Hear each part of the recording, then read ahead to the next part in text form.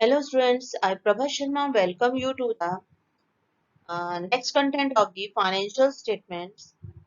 Today we are moving towards the adjustments related with the manager's commissions, interest on capitals and few other adjustments.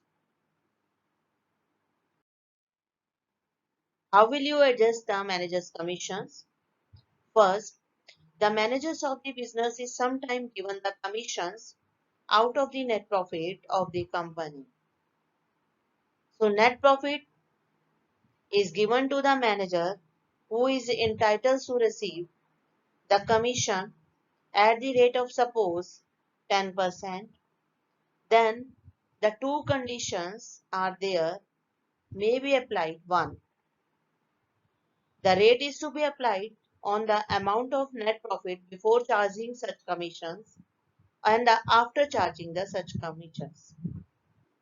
Suppose we are taking the one example, the net profit of the business is 110 before charging the commission and the manager is entitled to take 10% rate of commissions on the net profits before charging such commission, because the 110 is the before charging commission, so the rate will be applied like 110 multiply by 10 upon 100, the result will be 11.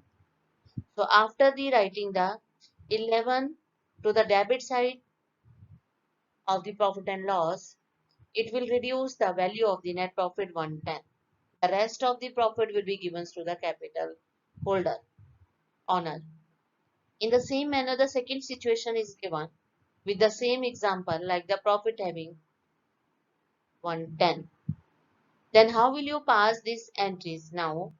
Like the 10% is given on the profit after charging such commission. Then how will you calculate the figure 110 multiply by 10% upon 110?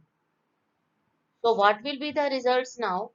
It means the 110 profit value multiply by the rate upon 100 plus rate. So this type of then the value of commissions will be derived. So the what will be the entry? Profit and loss account debit to the manager's commission. First, it will be shown to the profit and loss word is debited word is reference to the, it will be shown to the debit side of the profit and loss account with the name of the manager's commission. But these are the two systems through which the value of commission can be calculated.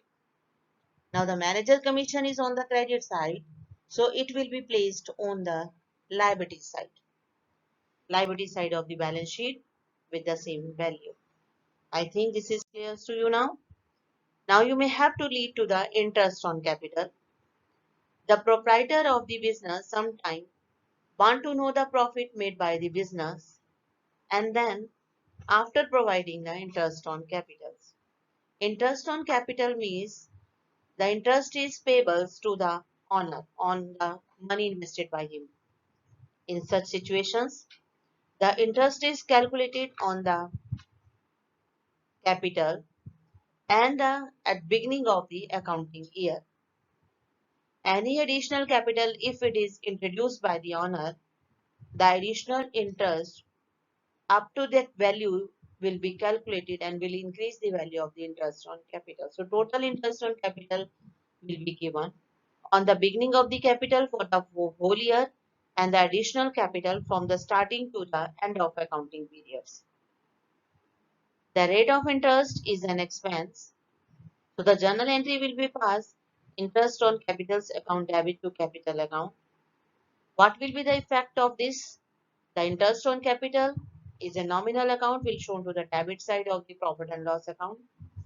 And to capital means the capital will be increased. The liability side, the capital is listed, it will be increased with the name of interest on capital.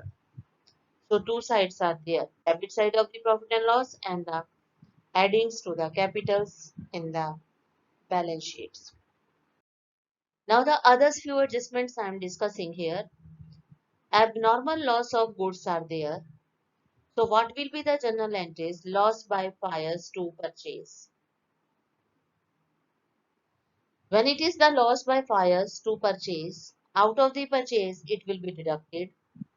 And now it will be shown to the debit side of the profit and loss. But if the goods is insured, then it will be shown to the asset side.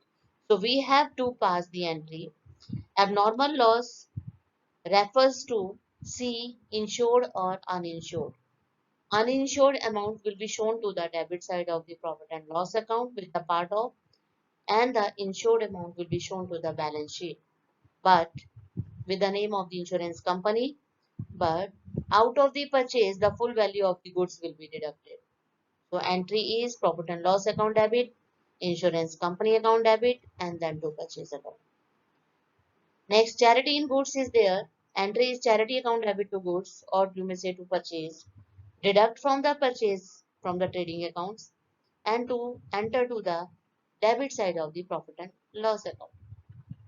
The same is the free sample of goods is there. Entry is advertisement account debit to purchase. So you have to, advertisements will be shown to the debit side of the profit and loss and deduct from the purchase from the trading account. Drawings in goods, deduct from the purchase and put deduct from the capitals account also. Entry is drawing account debit to purchase account. Placement of order and the order received. Order pay and order received.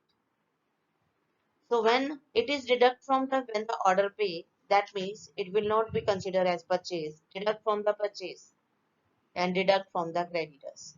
But if the order received entered, that means it will deduct from the sale and the deduct from the debtors. Means the entry will be reversed.